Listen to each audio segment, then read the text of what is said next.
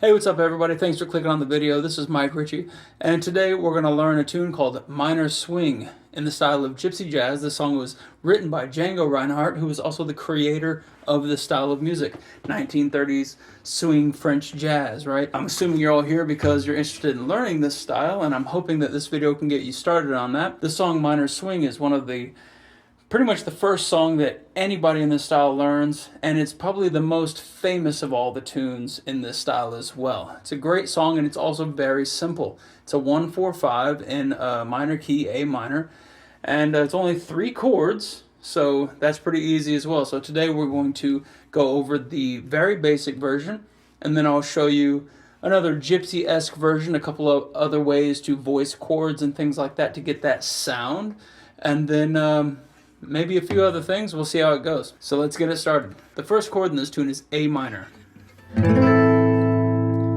So I play it like this, but you'll see me in a video typically playing it with my thumb, right? So this is a typical minor bar chord, A minor bar chord, but I'll usually play it with my thumb on top like this, and then just fill in the rest of the notes as so. The next chord in the song is D minor, and then E7. Okay, the progression is A minor, D minor, E7, A minor, D minor, A minor, then F7, E7, A minor, F7, E7, A minor. Let me play it for you here. A minor, D minor, E7,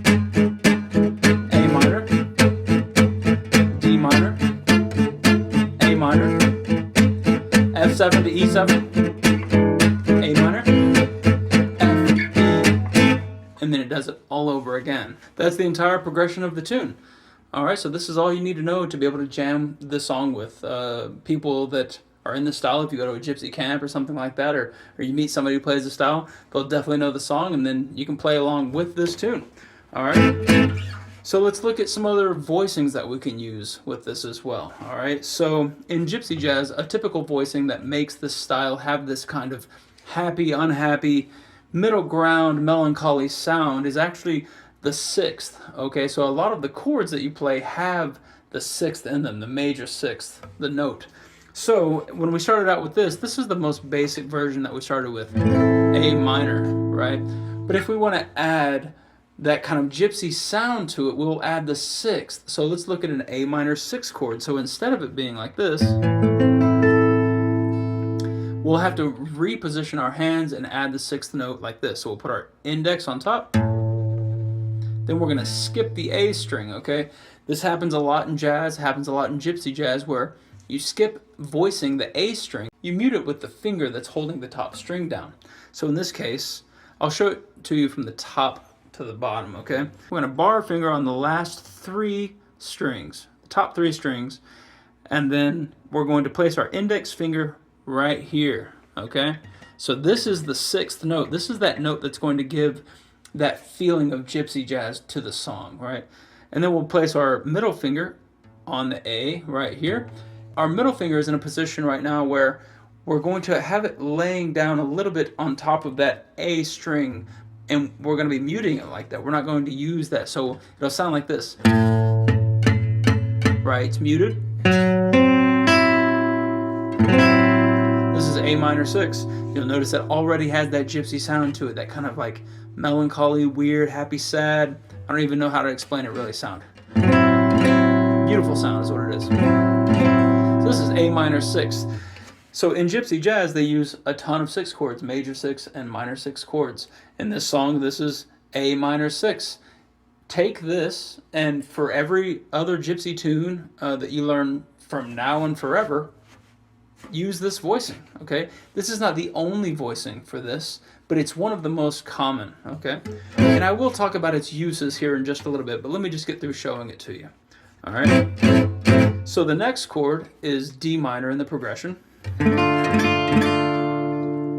Well, there's actually a good way about going about learning this song specifically. This and a lot of other gypsy tunes and jazz tunes but this song kind of lends itself to using the same fingering for the progression. So if we have this for A minor, all we have to do is slide this up to the note D and have the same formation, and then we have a D minor 6. So instead of D minor here, we'll go from A to D here, do the same formation, right? D minor 6, right? So then we have the same formation for the first two chords in the tune. All right, let's look at the next chord, E7, right? I want to show you guys something here that's really cool. So if you look at this formation of my hand here, if we take the ring finger and I just place it on the note above E, right here, so I'm moving it from here up here like this, and then I try to just view the notes that I'm using. I'm not viewing the way my fingers are placed, but just the notes that they're placed on. I'm going to reposition my fingers to show you guys something here. Okay, so we're going to take away my index finger, and we're just going to look at these three notes. All right, so if I reposition my fingers, this is the E7. I'm going to reposition to just play these three notes, but with different fingers, just like that. All right.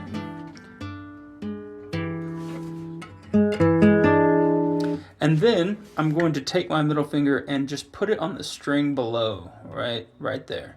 Right, so what we're doing is, this is actually the fifth of the chord. So we actually don't need to play that E for it to technically be an E7. It's implied, right? Because all of the other notes of the quality of the chord that are necessary are there, like the third and the seventh. So we don't have an E, but the bass player will likely be holding it down, so we'll be okay.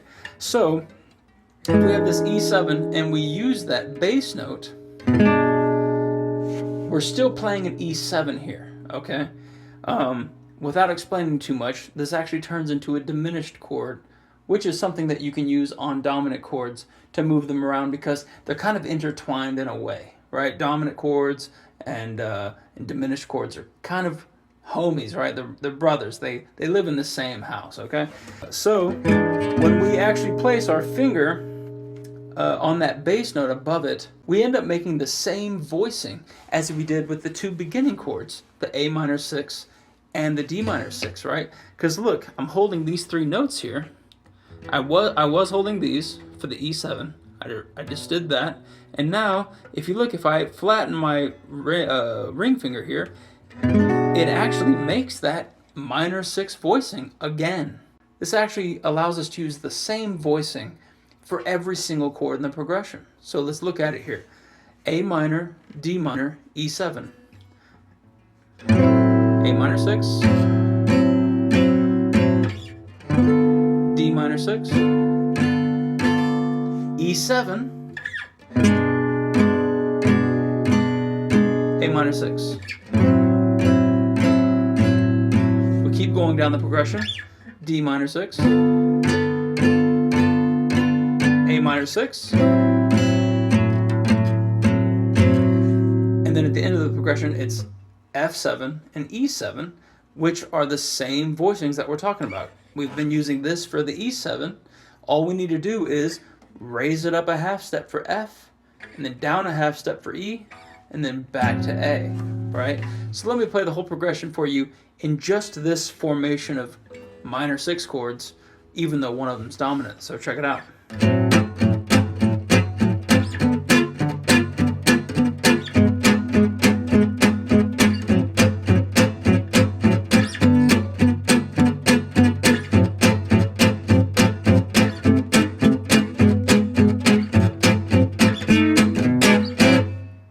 Right? How easy is that? You don't even have to move your fingers into a different position the entire time if you want to keep that minor 6 sound / diminished sound.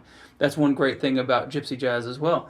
But don't take that as an easy out, okay? I see a lot of people who do learn that and they just decide, oh, that's easy enough and I'm not going to learn any other voicings, and just try to apply that as much as possible. Every single chord that you learn, every voicing that you learn has a place, okay? And the place is not all the time. The place is where they fit, right? And you learn that stuff as you go, okay? So let's look at some other voicings that we can use, right? So we have A minor again, A minor 6, right?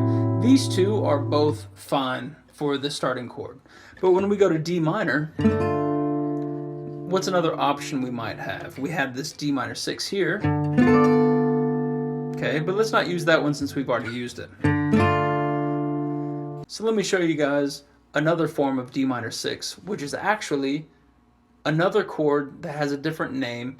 And this chord actually is kind of this in-between chord that can be many chords at once. It's actually my favorite chord, which is the minor 7 flat 5 chord. Okay, so if you have a minor chord on the 5th string, let's keep it on the 5th string for simplicity. If you count down from the root 3 half steps and then play this voicing,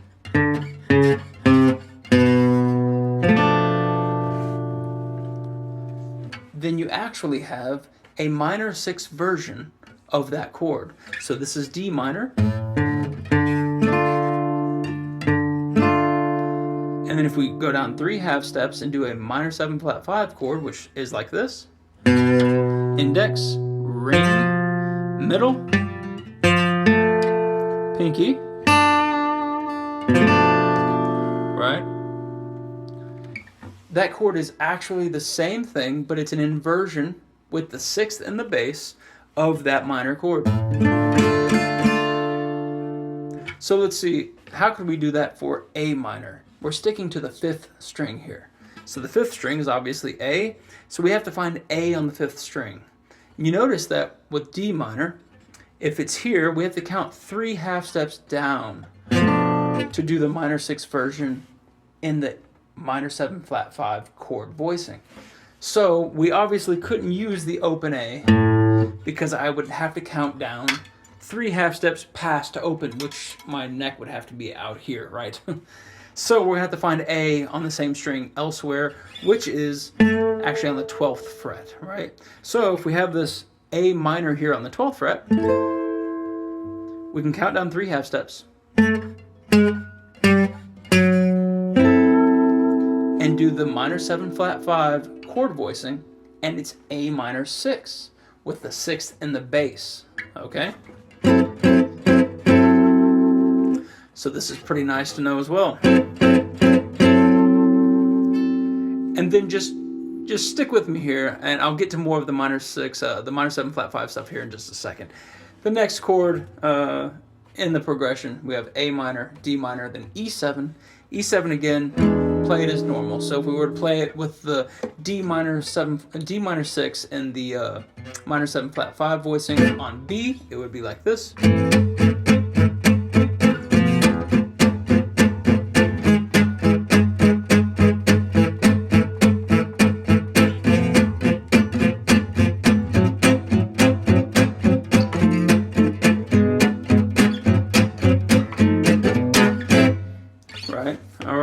So let's continue on with this actually amazing chord, which is the minor 7 flat 5 chord. I love this chord because it's not only the chord itself, minor 7 flat 5, but it's also a minor 6 chord with the 6th and the bass, and it's one more chord, and it's all based upon the root note, right? It's one more chord, which is a dominant 9 chord. Let's have a look at it.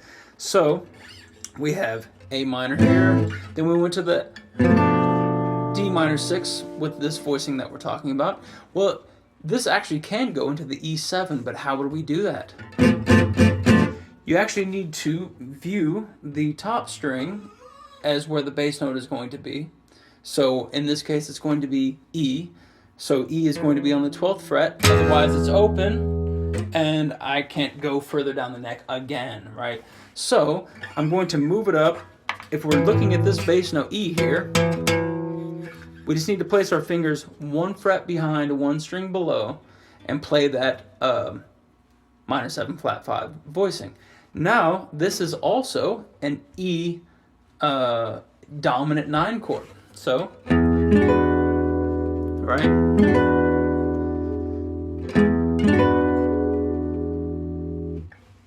This voicing is quite amazing in its versatility. It has even more stuff outside of this that we could talk about. But for this song, this is a great starting point to understanding this chord and being able to move around this progression. So we did talk about the normal voicings.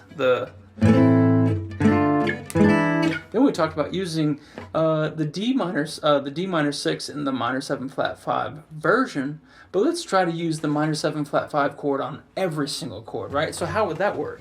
Same thing that we talked about. A minor here as the first chord, count back 3 half steps, A minor 6. Same thing, the next chord is D minor, count back 3 half steps. And then we talked about the E7, which all we have to do is visualize this bass note for E, go a step back and a string down and play this, and then continue on the progression. So let's try it out. We have only 3 chords here. So A minor, D minor, and E7. A minor, all minor 7 flat 5 voicings.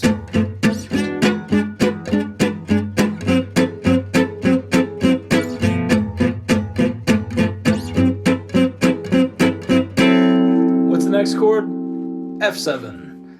Same principle as E7, it's just a half step up. So instead of here for E7, with the minor 7 flat 5 voicing, we just go a half step up.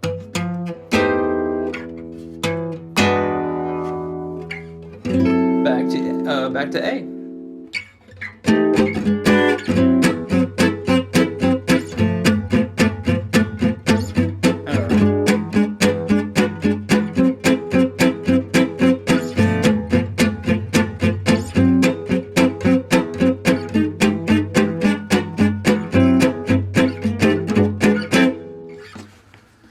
Alright, so we've covered a few different voicings here and ways to move around with these chords. We have the regular minor, we have the minor 6, D minor 6, right?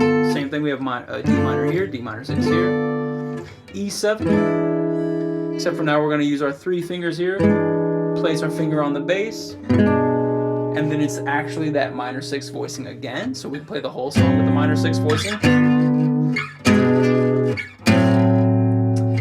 And then the minor 7 flat 5 voicings.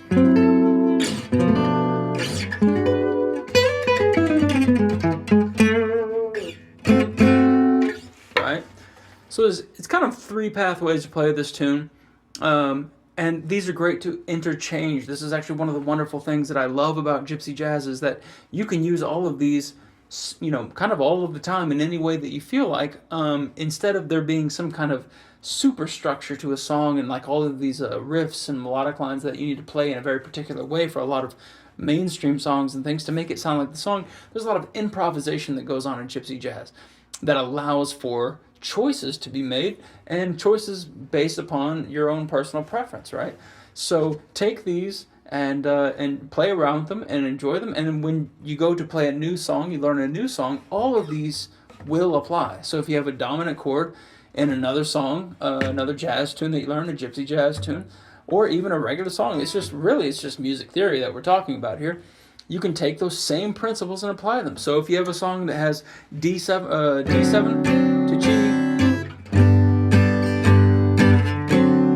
right? You can be like, I remembered, I learned that minor 7 flat 5 voicing. That's a half step back and a string down from the root to play that. So then for D7, we would be like, there's D7, here's D major, D7, G, right?